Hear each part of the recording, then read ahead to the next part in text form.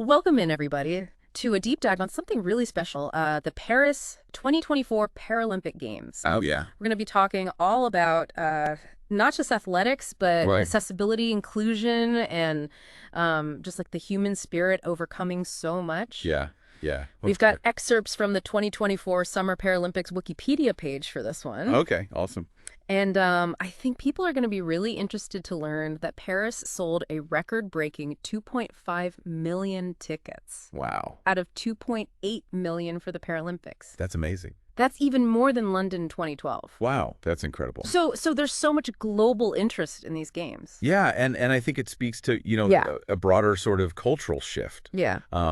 People are starting to recognize the importance of the Paralympics. Yeah. It's not just about sport. It's about what these athletes are doing Yeah. and the barriers they're breaking down both on and off the field. Totally. And speaking of firsts, Paris hosted the Summer Paralympics for the first time ever, and they used the same emblem for both the Olympics and Paralympics. I think that's really significant. Yeah. Using that single emblem to really emphasize this unified goal of, promoting sport for everyone. Yeah. Challenging us to, rethink how we view ability and disability and, Yeah.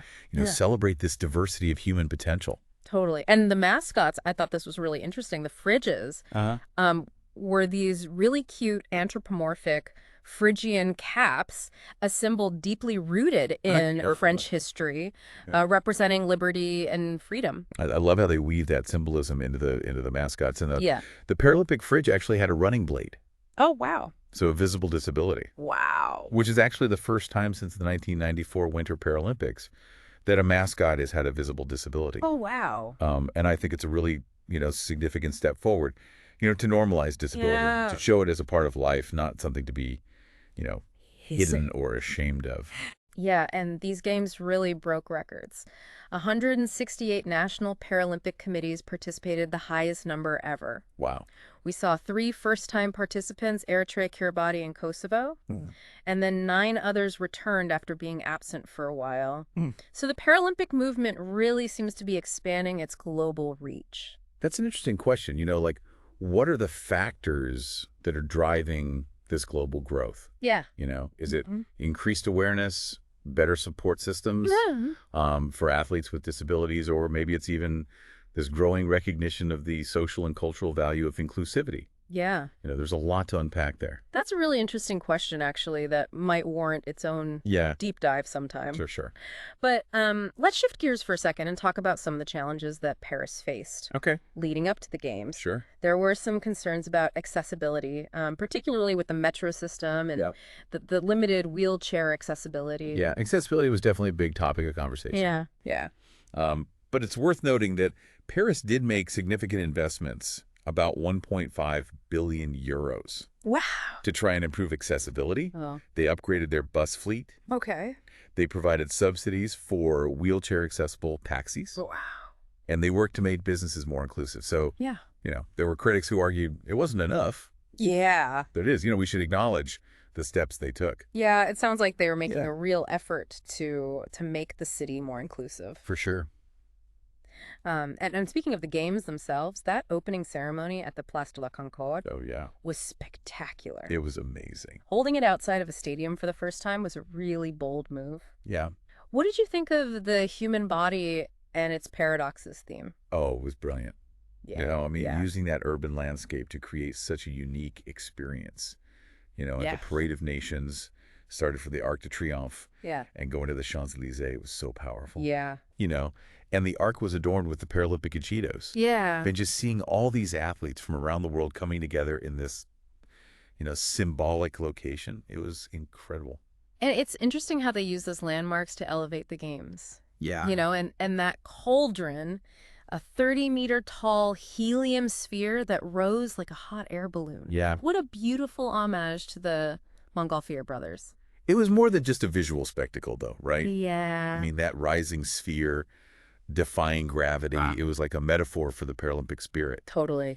Overcoming challenges, reaching new heights, and Yeah. just the boundless potential that exists when we push beyond, perceived limitations. Totally. It definitely added another layer of meaning to the ceremony. Absolutely.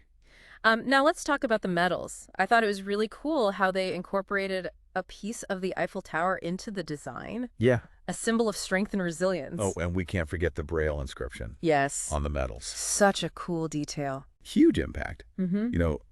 Making sure that visually impaired athletes could also experience them fully. Yeah. It just emphasizes how inclusivity should be in every aspect. Right. Not just an afterthought. It's the little things that Yeah. make a huge difference. Totally. Speaking of journeys, did you know the torch relay began in Stoke Mandeville, UK? Oh, wow. It's considered the birthplace of the Paralympic movement. Okay. So that's a really interesting historical tie-in. Yeah, for sure. Um, And the relay itself was like a symbolic journey, yeah, yeah, connecting the roots of the Paralympic movement to this current global presence. yeah. It passed through the Channel Tunnel. Wow. What a dramatic entrance, right? I love that. Into France. Yeah. And from Stoke Mandeville, it traveled through 12 French cities before Wow. making it to Paris for the opening ceremonies. Yeah, it really captures that spirit of the games, as like a global movement Yeah. that's about, athletic excellence. Absolutely. But let's not forget the incredible performances that took place.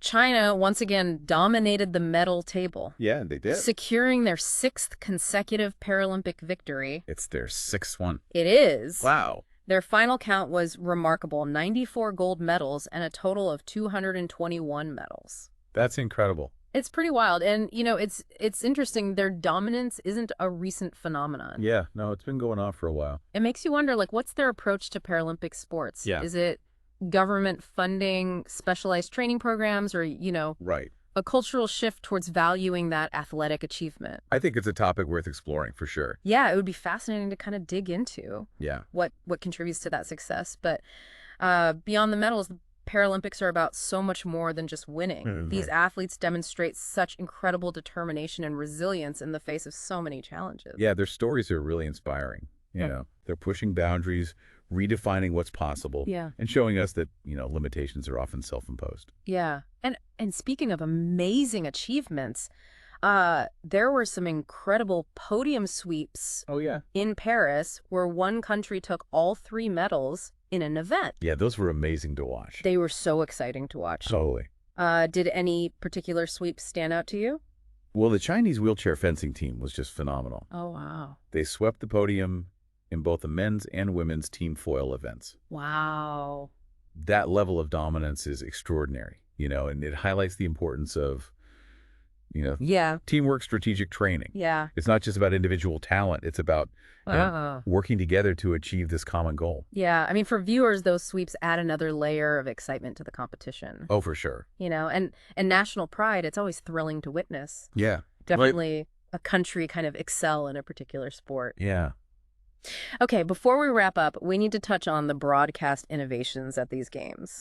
For the first time ever, Olympic Broadcasting Services, or OBS, Yeah. provided live coverage of all 22 sports. That's a huge step forward, Yeah. in terms of making Paralympic sports accessible to a global audience. Yeah, That allows people to really see, yeah, the skill, the athleticism, the drama of these competitions. totally. And they stream the games globally on YouTube as well. Yeah, that was huge. Which is amazing. Yeah. It made these the most accessible Paralympics in history, Yeah, it's fantastic. which is a fantastic achievement. Do you think this increased accessibility will have a lasting impact on the popularity of Paralympic sports? I think it has the potential to be transformative. Yeah. By making the games so readily available online, Yeah. you're reaching a much wider audience, Yeah. including people who might not have access to traditional broadcasting. Right. So this could lead to, greater awareness, increased participation, Yeah. and a deeper appreciation for, the unique talents of these athletes. It's a win-win for everybody. Yeah. It's really cool. Yeah. It really is amazing to see how technology can bring these stories, of determination and athleticism to a wider audience. Totally. Right. And even beyond, all the records broken, the medals won, Right. the Paralympics were about something much bigger. Yeah. What would you say that was? It was like a powerful statement about, inclusion, Yeah. about the potential that unfolds when we challenge our assumptions Yeah. of what's possible. We saw these athletes not just competing, Yeah. but like redefining what human capability really means. Yeah, and I think that's what's so compelling about the Paralympics. Totally. These athletes have faced and overcome so much, Right. and they really inspire us to kind of push our own boundaries, Absolutely. physically and mentally. And that's a key takeaway here, right? I mean, Yeah. the Paralympics weren't just about athletic achievement. They Yeah. were a celebration of the human spirit's ability to, like, adapt, Yeah. innovate, and excel. And they challenged us as viewers to, reconsider our perceptions of disability. Yeah. Showcasing it not as a limitation, but as like a source of strength and resilience. Absolutely. They're role models for all of us, really showing that we can achieve incredible things when we just, set our minds to it. Totally. And don't let obstacles define us. Yeah. So as we reflect on these games, here's a thought-provoking question. Okay. For you to consider, how can we carry the spirit of the Paralympics into our own lives? How can we champion inclusivity, challenge our own, preconceived notions, and contribute to a world where everyone has the opportunity to thrive and reach their full potential? That's a really powerful question, and one that I hope our listeners will ponder, long after this deep dive is over. Absolutely. Maybe it sparks, a desire to learn more about a specific Paralympic athlete or explore the history of the Paralympic movement, whatever path you choose. For sure. Remember those incredible displays of resilience, determination, and sportsmanship that we witnessed in Paris? I mean, the Paris 2024 Paralympics were more than just a sporting event. Yeah. They were a testament to the power of the human spirit. Yeah. Let that be the lasting legacy. Yeah. A reminder that we can all achieve great things when we embrace inclusivity, celebrate diversity, and never stop striving for a better world. Beautifully said. And on that note of hope and inspiration, Yeah. we'll wrap up our deep dive into the Paris 2024 Paralympic Games. Awesome. Keep exploring, keep learning, and most importantly, keep believing in the power of human potential. Until next time. Yeah. See you later.